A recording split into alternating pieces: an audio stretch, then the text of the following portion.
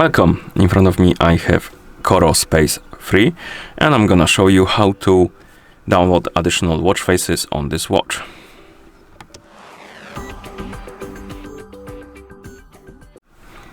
Before we start, if you want to download additional watch faces, your watch needs to be paired with a phone via the COROS application. And once the devices are paired together, we can continue and we can open the COROS application on the phone that is paired with our watch. In the app, you should see the progress page. Now tap on Profile and select your Pace 3 from the list of devices.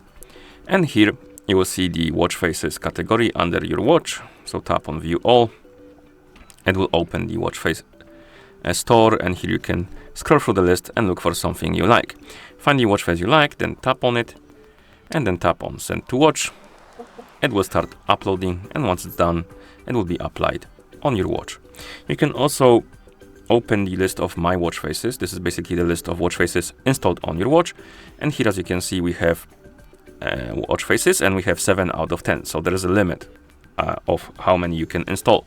And once you run out of the space, you can tap on Manage, select the watch face, and then tap on Delete. And it will free up the space for you if you want to install more watch faces.